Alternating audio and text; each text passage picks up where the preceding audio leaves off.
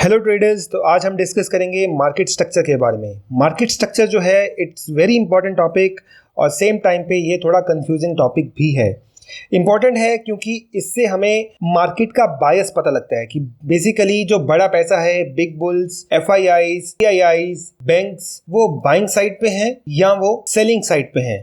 आज उनका मूड क्या है? आज उनका मूड बाइंग का है या आज उनका मूड सेलिंग का है? कंफ्यूजिंग इसलिए क्योंकि एज एन एसएमसी ट्रेडर हम मल्टी टाइम फ्रेम एनालिसिस करते हैं। इसलिए कंफ्यूजिंग नहीं है क्योंकि हम मल्टी टाइम फ्रेम एनालिसिस करते हैं। कंफ्यूजिंग इसलिए है क्योंकि हमारा जो नैरेटिव रहता है वो हायर टाइम फ्रेम रहता है और हमारी जो ट्रेड एग्जीक्यूशन होती है वो हमेशा लोअर टाइम फ्रेम पे जाके होती है।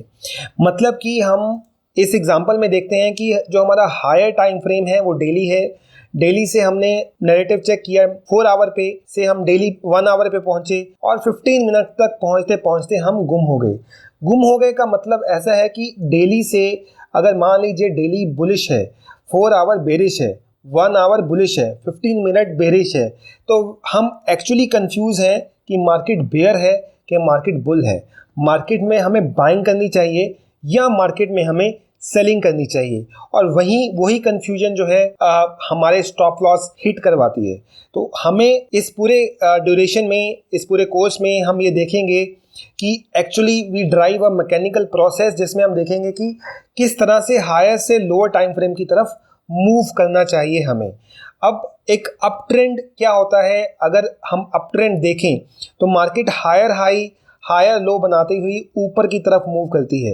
ये डायग्राम बहुत बेसिक है, आप सबने ये डायग्राम कहीं ना कहीं देखी होगी, बट इस डायग्राम को समझना बहुत इंपॉर्टेंट है। इससे आपको समझ आएगा कि आप किस तरह के ट्रेडर हैं। देखिए, ये जो लास्ट हायर हाई बनाया है इसने, मार्केट ने वहां से रिट्रेस किया, मार्केट ने उस हायर हाई को ब्रेक किया और उसे हमने बोला ब्रेक ऑफ द स्ट्रक्चर। जब स्ट्रक्चर को ब्रेक किया तो हम यहाँ पे बुलिश हैं, हमें पता लगा कि मार्केट बुलिश हो गई है। मार्केट ने फिर रिट्रेस किया, अपने हायर हाई को ब्रेक किया और यहाँ से मार्केट, हमें पता लगा कि मार्केट बुलिश है। तो मार्केट का ओवरऑल जो ट्रेंड है, मतलब हायर लो बनाती हुई मार्केट ऊपर की तरफ मूव कर रही है। इसका मतलब मार्केट अप ट्रेंड में है। बट किसको हम हायर हाई मानेंगे और किसको हम जो है हायर लो मानेंगे? तो मान लीजिए अगर आप हायर हाई लेके चल रहे हैं तो जो भी आपका this is a swing high, तो जो भी आपका स्विंग हाई होगा, जब भी मार्केट उस स्विंग हाई को ब्रेक करेगी तो मैं बोलूंगा कि ये मेरा मार्केट बुलिश है, उसने लास्ट स्विंग हाई को ब्रेक कर दिया। इसका मतलब कि वो फॉर्मेशन, कैंडल्स की फॉर्मेशन में कैसा होगा? तो वो कैंडल की फॉर्मेशन में कुछ इस तरह का होगा हायर हाई। तो वो 3 कैंडल फॉर्मेशन है। अब ये जो 3 कैंडल फॉर्मेशन है ये बहुत ज़्यादा इंपॉर्टेंट है। जब हम कैंडल स्टिक्स में देखेंगे ये पूरे कॉन्सेप्ट को तो मैं आपको इसकी इंपॉर्टेंस बताऊंगा। बट अभी के लिए आप ये समझिए कि जब भी यहाँ पे 3 कैंडल फॉर्मेशन होगी हायर हाई में, होता बेसिकली क्या है, हम मान के चलते हैं एज एन ब्रेकआउट ट्रेडर, मान के चलते हैं कि ये लास्ट हाई है। जब भी मार्केट इस हाई को ब्रेक करेगी, जैसे हम बोल देंगे क्या, ब्रेक ऑफ स्ट्रक्चर, इसे हम बोल देंगे ब्रेक ऑफ स्ट्रक्चर, या ये मार्केट ने, इसने लास्ट हाई को ब्रेक कर दिया। तो जब भी लास्ट हाई को ब्रेक करेगी वहां पे कौन एंटर हो जाएगा? वहां पे एंटर हो जाएंगे ब्रेकआउट ट्रेडर्स। तो ब्रेकआउट ट्रेडर्स कौन होते हैं? जो रेजिस्टेंस को ब्रेक करने के बाद बाय साइड पे पोजीशन बनाते हैं और सपोर्ट को ब्रेक करने के बाद सेल साइड पे पोजीशन बनाते हैं।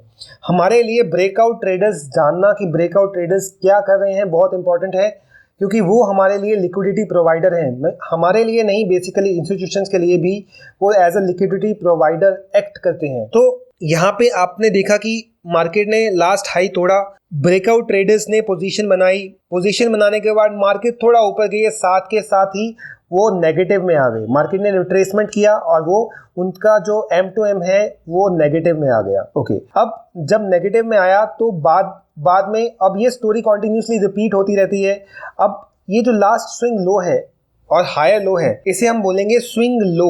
स्विंग लो को मैं आपको बताऊंगा कि स्विंग लो को देखना है जब हम चार्ट्स पर जाएंगे। बट ये जो स्विंग लो है और हायर लो है, इसकी फॉर्मेशन भी कुछ इस तरह से होनी चाहिए। ये जो कैंडल है इसको मैं बोलूंगा swing low, 3 candle formation. 3 candle formation बहुत ज्यादा इंपॉर्टेंट है। प्लीज इसे आप अपने ट्रेडिंग प्लान में इंक्लूड कीजिए।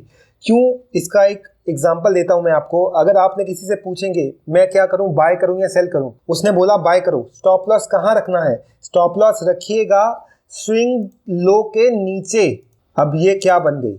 ये बन गई लिक्विडिटी। तो जितने भी न्यूबीज हैं, जितने भी नए ट्रेडर्स हैं या कुछ एक्सपीरियंस ट्रेडर भी हैं जो RSI, डाइवर्जेंस, मूविंग एवरेजेस इस पे काम करते हैं, वो अपने स्टॉप लॉस कहाँ रखते हैं? हमेशा वो स्टॉप लॉस रखते हैं स्विंग हाई या स्विंग लो के नीचे। और वो स्विंग हाई या स्विंग लो हमेशा जो बिग बुल है, FIIs हैं, DIIs हैं, इनकी नज़र में रहते हैं।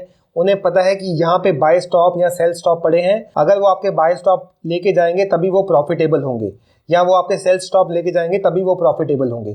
तो हमेशा वो हमारे बाय स्टॉप और सेल स्टॉप के पीछे रहते हैं। तो अगर आप देखेंगे ये मेरा लास्ट स्विंग हाई है, स्विंग हाई ब्रेक हुआ, ब्रेकआउट ट्रेडर्स ने पोजीशन बनाई, मार्केट वहीं से नीचे, स्विंग हाई ब्रेक हुआ, ब्रेकआउट ट्रेडर्स ने पोजीशन बनाई और मार्केट वहां से नीचे या ऊपर, वो डिपेंड करता है। तो मतलब ये हमारा कंप्लीट नैरेटिव है।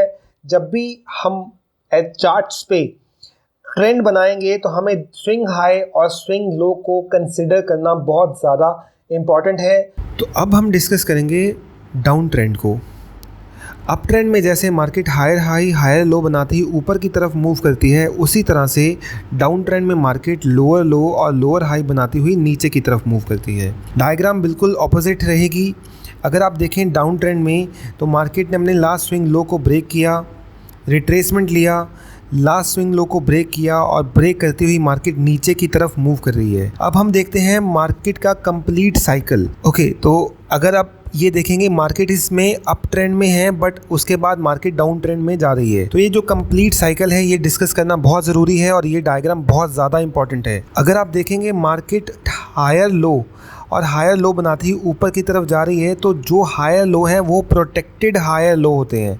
तो मतलब ये जो स्विंग लोज हैं ये प्रोटेक्टेड हैं। कब तक प्रोटेक्टेड हैं और कब तक हम अज्यूम करेंगे मार्केट अप ट्रेंड में है? जब तक कोई कैंडल इस स्विंग लो को और इस हायर लो को ब्रेक नहीं करेगी नीचे की तरफ। तो अगर आप देखेंगे तो यहाँ पे इस कैंडल ने ये जो स्विंग लो हुआ है, ऊपर से रिट्रेसमेंट हुई है, इसने लास्ट स्विंग लो को ब्रेक कर दिया। ब्रेक करने के बाद ये पहला साइन है कि मार्केट अब रिवर्सल पे जाने वाली है, गई नहीं है, अभी जाने वाली है, ये पहला साइन है। तो अगर आप देखेंगे उसका लास्ट स्विंग हाई था ये वाला, जो यहाँ पे 3 कैंडल फॉर्मेशन होगा, लास्ट स्विंग हाई को मार्केट ने रिवर्सल होने के मतलब यहाँ पे चौच, that is change of the character करने के बाद अपने लास्ट स्विंग हाई को ब्रेक नहीं कर पाई। तो ये मुझे सेकंड साइन मिल गया कि मार्केट अब हो सकता है कि रिवर्सल ले यहाँ से। बट जब मार्केट ने लास्ट लोअर लो जो लो बनाया था उसने उसको ब्रेक किया, मतलब नीचे की तरफ ब्रेक ऑफ स्ट्रक्चर किया, तो मुझे कंफर्म हो गया कि मार्केट अब डाउन ट्रेंड में जाने के लिए रेडी हो चुकी है। अगर आप ये फॉर्मेशन देखेंगे, that is your left shoulder, right shoulder and head, it means this is head and shoulder pattern. हम पैटर्न ट्रेडर्स नहीं हैं तो इसलिए हमें नहीं फर्क पड़ता कि ये हेड एंड शोल्डर है, ये फ्लैग पैटर्न है, क्योंकि पैटर्न्स फेल होते हैं। हमें सिर्फ फोकस करना है मार्केट स्ट्रक्चर पे। तो आज अभी जितना भी हमने यहाँ पे डिस्कस किया है इसे हम क्लियर करते हैं चार्ट्स पे।